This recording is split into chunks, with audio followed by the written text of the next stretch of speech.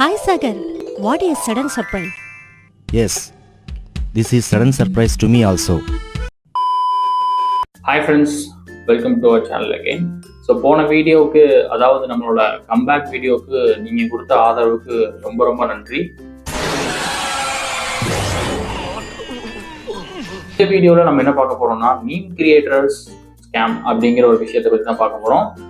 So எல்லாருமே வந்து Insta ஃபேஸ்புக்கில் அதிகமாக பார்க்குறது வந்து இந்த மீம்ஸ் தான். இந்த மீம்ஸ் வச்சு தான் நம்ம பொழப்பே ஓடுது. நியூஸ் ஃபீல்டில் டைம் பாஸ் பார்த்து என்ஜாய் பண்ணுறோம், சிரிக்கிறோம், எல்லாம் ஓகே. பட் அதையும் தாண்டி ஒரு சில மீம் பேஜஸ்ல நடக்கக்கூடிய இந்த ஸ்கேமை பற்றி தான் நம்ம இந்த வீடியோவில் டீட்டெயிலாக பார்க்க போகிறோம். வாங்க இந்த வீடியோக்குள்ள போகிறோம். ஸோ எபிக் தமிழ் கமெண்ட்ஸ் அப்படிங்கிற மீம் பேஜ் தான் இப்போ நம்ம பார்க்க போகிறோம். ஸோ இந்த வீடியோ வந்து இந்த ஒரு பேஜை மட்டும் டார்கெட் பண்ணி பண்ணதில்ல, பொதுவாகவே தான். பட் என் கண்ணில் மாட்டினது இந்த பேஜ் மட்டும்தான். இந்த பேஜ் ஆக்சுவலாக நான் ரொம்ப வருஷமாக ஃபாலோ பண்ணிருக்கேன். நிறைய மீம்ஸ் நல்லா தான் போட்டிருப்பாங்க. பட் இந்த மீம்ல என்ன போட்டிருக்காரு அப்படின்னு பார்த்தீங்கன்னா, Karthik Subbaraj and his team cooking some nonsense in the name of cinema, me watching my 120 burnt alive, which is perfectly alright. December 11 அன்னைக்கு இவர் போட்டிருக்காரு. வெயிட் இந்த படம் ரிலீஸ் ஆனது எப்போ அப்படின்னு பார்த்தீங்கன்னா, இந்த படம் ஆக்சுவலாக நவம்பர் 2nd வீக்ல ரிலீஸ் ஆயிருக்கு.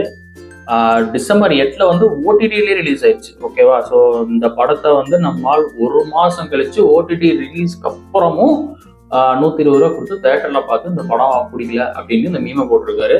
ஓகே, அது அவரோட விருப்பம். சில படங்கள் ஒருத்தருக்கு பிடிக்கும், பிடிக்காமையும் போல, அதெல்லாம் எந்த தப்பு சொல்லல. ஆனா இந்த கமெண்ட்டை பார்த்தோன்னே தான் அட்மிட் பண்ணிருக்க ஸ்கேம் நம்ம கண்ணுக்கு பட்டுச்சு. ஸோ இவர் என்ன சொல்லியிருக்காரு அப்படின்னு பார்த்தீங்கன்னா, better delete this post bro, இல்லைன்னா கமெண்ட்ஸ்லேயே ஒன்று ஸ்கேம் பண்ணிப்பாங்க. ஓகே, அதுக்கு நம்ம அட்மின் என்ன ரிப்ளை பண்ணியிருக்கேன் அப்படின்னு பார்த்தீங்கன்னா, ஃபேக் ஐடியில் வந்து அதை ஹைப் ஏற்றுறீங்க. ஓகே, அந்த படத்தை உண்மையா சொன்னா ஃபேக் ஐடியில் வந்து அடிக்க வரீங்க. உண்மையாவே நீங்களாம் யாரா ப்ரொடக்ஷன் கம்பெனிலேருந்து அனுப்புனா கை கூடிங்களாடா நீங்க? நாட் ஓன்லி திஸ் மூவி, இந்த மாதிரி நிறையா மூவிக்கு முட்டு கொடுக்க கரெக்டாக வந்துடுறீங்க. தேட்டரில் ஓவராக நல்லா ஹைப் ஏற்றி முட்டா பசங்களை பார்க்க வச்சு ஓடிடி வந்து இப்படி பச்சையாக மட்டி அடி வாங்குறதே குழப்ப வச்சுருக்கீங்கடா. ஸோ இவர் என்ன சொல்கிறாரு அப்படின்னு பார்த்தீங்கன்னா, இந்த கமெண்ட் பண்ணவர் வந்து ப்ரொடக்ஷன் கம்பெனியில் காசு வாங்கிட்டு இப்படி சொல்கிறாரு, இந்த படம் நல்லா இல்லை அப்படிங்கிற மாதிரி இவர் வந்து போட்டிருக்காரு. ஸோ இதோட ஓகே, இதுல என்ன ப்ராப்ளம் இல்லை. ஆனால் இதுக்கு கீழே ஸ்க்ரோல் பண்றப்பதான் என்ன போட்டிருக்காங்கன்னு பாருங்களேன். எங்க மாட்டணும் அப்படின்னா, இன்னொரு கமெண்ட் பாருங்க. Admin bro XX promotional poster தூக்க மறந்துட்டீங்க. அது ப்ரொமோஷனல் போஸ்டா அப்படின்னு ஒரு 1 month பிஃபோர் போய் பாக்குறப்பதான் வந்து என்ன நடந்திருக்கு அப்படிங்கிறது நமக்கு தெரிய வந்தது. எல்லாத்துக்கும் தெரியணும்ல, மூடி மறைச்செல்லாம் வாழ முடியாதுல நீங்க. ஸோ இந்த மீமை பார்த்துட்டு வந்த கேப்லேயே அடுத்த மீமையும் போட்டுரு. அந்த மீமையும் பாருங்க. Jigarthanda XX peak cinema bro ஆரப்பையிலே டே. ஓகே, சரி ஓகே, அவருக்கு பிடிக்கல அப்படின்னு வச்சுக்குவோம். ஆனால் இந்த ப்ரொமோஷனல் கண்டென்ட் போட்டிருக்கீங்க, டெலிட் பண்ண வந்துட்டீங்கன்னு ஒருத்தர் சொல்லியிருந்தாருல, அதை பார்த்துட்டு ஸ்க்ரோல் பண்ணிகிட்டே போயிட்டு இருந்த பேக்கில் அப்போதான் ஒரு அதிர்ச்சியான சம்பவம். ஸோ இந்த பேஜில் ஒரு மாதத்துக்கு முன்னாடி போட்ட மீம்ஸ்லாம் பார்க்கறதுக்கு முன்னாடி பொதுவாகவே ஒரு மீம் பேஜுக்கு எப்படி ரெவன்யூ வரும் அப்படின்னு பார்த்தீங்கன்னா, எதர் இந்த மாதிரி பெய்ட் ப்ரொமோஷன் பண்ணுவாங்க, யாராவது காசு கொடுத்து அவங்களோட ப்ராடக்டை வந்து ப்ரொமோட் பண்ண சொல்லுவாங்க, which is movie in this case. So இவங்க வந்து ரிலீஸுக்கு முன்னாடியே வந்து இந்த மாதிரி இந்த டேட்ல படம் வருது அப்படிங்கிற மாதிரி ப்ரொமோஷன் போஸ்ட்லாம் போட்டுருவாங்க.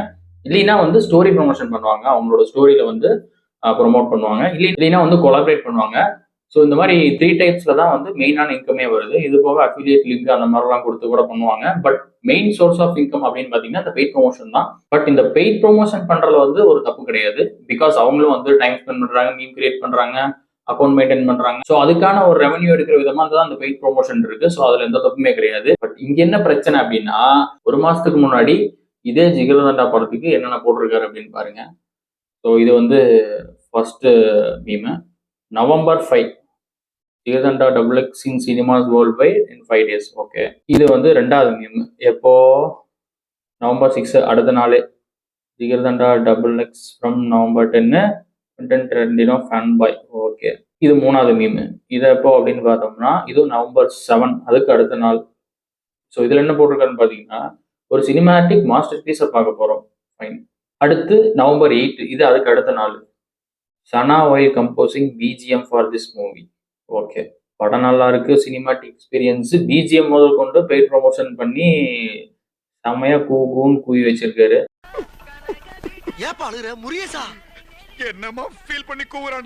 ஸோ அதனால எந்த தப்பும் கிடையாது. ஓகே, வருது பண்றாங்க. ஸோ இது November 10 last 40 minutes peak cinema, note the word. இந்த Deepavali winner Jigarthanda double X தான். ஓகேவா? ஸோ படம் ஸ்டார்டிங், அதாவது படம் ரிலீஸ் ஆகிறதுக்கு ஒரு வாரத்துக்கு முன்னாடி இருந்தே வந்து பேமெண்ட் போய் பயங்கரமா நம்ம அட்மின் கூவும் கூவி வச்சிருக்காரு. டெய்லி ஒவ்வொரு மீமா போட்டு வச்சிருக்காரு. சரி, ஓகே. இப்போ ஒருத்தர்கிட்ட காசு வாங்குறோம், அந்த படம் நல்லா இருக்கு அப்படின்னு சொல்லணுங்கிறதுக்காக வளைச்சு வளைச்சு 5 நாள் 4 நாளைக்கு மீம் போட்டு தள்ளி இருக்கோம் நல்ல படம் அப்படின்னு. ஒண்ணு அந்த படத்தை பார்த்துட்டு மீம் போடணும். ஓகேவா? ஒண்ணு இவர் அந்த படத்தை பார்த்துட்டு மீம் போடணும். இல்லைன்னா பெய்ட் ப்ரொமோஷன் பண்ணியிருக்காங்க, நல்லா இருக்குன்னு சொல்லிட்டோம். ஓகே, நல்லா இருக்குன்னு சொல்லிட்டு காசு வாங்கிட்டோம். அப்ப அதை அதோட விட்டுறணும் இல்லையா? இங்க என்ன பண்றாங்க அப்படின்னு பாத்தீங்கன்னா, அதுக்கு அடுத்த நாளே ஜெய் ஹர்ஷத் மேத்தாவை விட பெரிய ஸ்கேம் பண்ணிட்டு இருக்கீங்களா, double X positive reviews. So படம் ரிலீஸ் ஆகிறதுக்கு முன்னாடி இப்படி இந்த பக்கம் ஒரு பெய்ட் ப்ரொமோஷன், படம் ரிலீஸ் ஆனதுக்கப்புறம் நல்லா இல்லைன்னு சொல்றதுக்கு இந்த பக்கம் ஒரு பெய்ட் ப்ரொமோஷன். ஸோ இது எல்லாமே பெய்ட் ப்ரொமோஷன் தான். பாத்தீங்கன்னா அன்னைக்கு வந்து ஒரு படம் மட்டும் ரிலீஸ் ஆயிருக்காது, ஆப்வியஸ்லி 2-3 படம் ரிலீஸ் ஆயிருக்கும். இப்ப பெரிய ஹீரோஸ் படம் 2 வருது அப்படின்னா, ஒன்று நல்லா போகுது, இன்னொன்று சரியா போகல அப்படின்னா, ஆப்வியஸ்லி அவங்களும் காசு கொடுத்து இந்த படம் நல்லா இல்லைன்னு சொல்லு அப்படின்னு வந்து ஒரு பெய்ட் ப்ரொமோஷன் பண்ண சொல்லுவாங்க. ஸோ அதுதான் இது. ஒன்று நீ நல்லா இருக்குன்னு சொன்ன படத்தோட பெய்ட் ப்ரொமோஷன் மட்டும் பண்ணணும், இல்லைன்னா அந்த படம் நல்லா இல்லைங்கிற பெய்ட் ப்ரொமோஷன் மட்டும் நீ பண்ணணும். இல்லைன்னா இதை பண்ணிட்டு அதை பண்றப்போ இந்த மீமையாவது தூக்கணுமா இல்லையா? அப்படியே வச்சிருக்க. அப்படி ஏண்டா எதுக்கு இதெல்லாம்? நவம்பர் 10 பீக் சினிமாவா இருந்த ஒரு படம் வந்து நவம்பர் 11ல பெய்ட் ப்ரொமோஷன் பண்ண உடனே ஸ்கேம் ஆகி போச்சு. ஓகேவா? நவம்பர் 11 கூட விடுங்கப்பா. சரி, 2 பக்கம் காசு வாங்கிட்டான், இந்த பக்கம் ஒரு மீமு, அந்த பக்கம் ஒரு மீமு. ஓகே, இதுக்கப்புறம் எதுக்காக ஒரு மாசம் கழிச்சு 120 ரூபா செலவு பண்ணி இவர் அந்த படம் பார்த்த மாதிரியும் அது நல்லா இல்லைன்னு ஏன் போட்டிருக்கான் அப்படின்னு தேடி பார்க்கறப்பதான் புரிஞ்சுது. வெயிட், இது பாருங்க, நவம்பர் 11 வந்து நல்லா இல்லை அப்படின்னு மீம் வந்திருக்கு. November 13 jigarthanda double shows increase இன்னும் கியூ சினிமானா என்னன்னு பாப்பேன். ஆடா பாவிகளா, என்னடா இது பகல் கொள்ளையா இருக்கு. நீ இல்ல வாங்குற காசுக்கு மேல கூறாடா கொய்யா போடா கொய்யால. நவம்பர் 10 பீக் சினிமா, நவம்பர் 11 வந்து அது ஸ்கேம், படம் நல்லா இல்ல. மறுபடியும் நவம்பர் 13 வந்து ஷோஸ் இன்க்ரீஸ் சூப்பரா போயிட்டு இருக்குன்னு மீம் வேற. நவம்பர் 14மே வந்து பாசிட்டிவா போட்டிருக்கு. அப்படி சரி, இத்தனை மீம் நல்லா போட்டு ஏன்டா இவன் ஒரு மாசம் கழிச்சு வந்து இப்படி நெகட்டிவா போட்டிருக்கான் அப்படின்னு பாக்குறப்பதான் தெரிஞ்சது. 8 டிசம்பர்ல வந்து ஓடிடி ரிலீஸ் ஆயிருக்கு படம். ஸோ ஓடிடி ரிலீஸ் ஆயிடுச்சு. ஆனா அதுக்கப்புறம் வந்து அட்மின் 120 ரூபா கொடுத்து தேட்டர்ல பாத்துருக்காரு அப்படின்னு சொல்றது என்னால நம்ப முடியல. ஸோ உங்களால நம்ப முடியுதா அப்படிங்கிறத கமெண்ட்ல சொல்லுங்க. ஸோ என்ன பாசிபிலிட்டிஸ் இருக்கும் அப்படின்னு பாத்தீங்கன்னா, ஒண்ணு இவன் அந்த படத்தை ஒரு மாசம் கழிச்சு ஓடிடி வந்தோடனே பார்த்து இவனுக்கு பிடிக்காம இருந்திருக்கலாம், அதனால அந்த மீமை போட்டிருக்கலாம். இல்லைன்னா ஓடிடி ரிலீஸ் பண்றப்போ பெய்ட் ப்ரொமோஷன் பண்றதுக்கு இவனுக்கு காசு போகாம இருந்திருக்கலாம். ஸோ காசு போல அப்படிங்கிற ஒரு கடுப்புலயே போட்டு அடிச்சிருப்பான் அந்த 2 மீம் நினைக்கிறேன். எனக்கு தெரிஞ்சு மோஸ்ட்லி 2வது ரீசனா தான் இருக்கும். ஸோ எப்படி இந்த மீம் பேஜ் வந்து மேனிபுலேட் பண்றாங்க அப்படிங்கறத பாத்துக்கலாம்.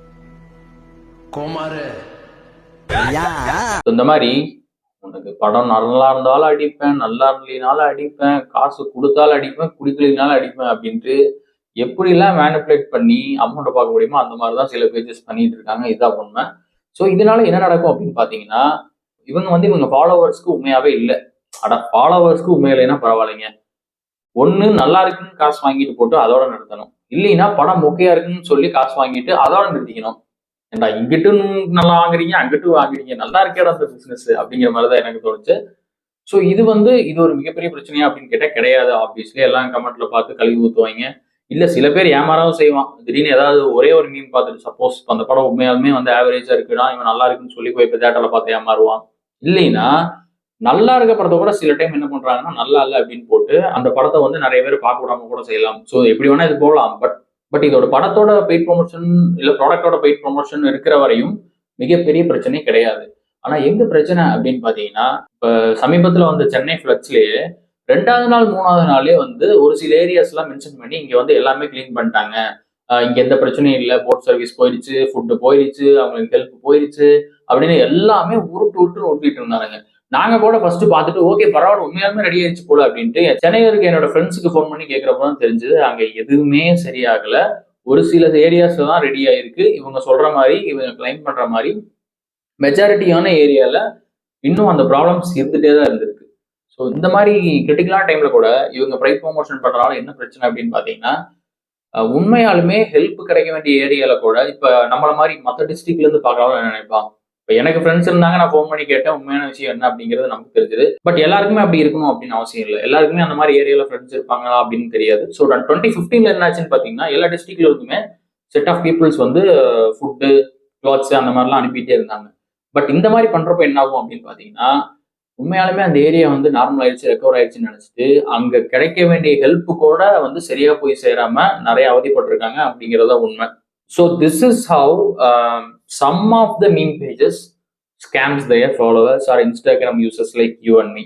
ஸோ இந்த மாதிரி மீம் பேஜஸ் போடுற மீம்ஸால நீங்க ஏதாவது பர்சனல் அடி வாங்கிருக்கீங்க அப்படின்னா ஸோ அதை மறக்காம என்னோட இன்ஸ்டாகிராம் ஷேர் பண்ணுங்க. இதோட அடுத்த பார்ட்ல கூட நம்ம போடலாம். So that's it guys, hope you enjoy this video. Next வீடியோல பார்ப்போம். இன்ஸ்டால நீங்க சப்போர்ட் பண்ணீங்கன்னா நாங்க இதுக்கு மேல நான் பண்ணுவேன்.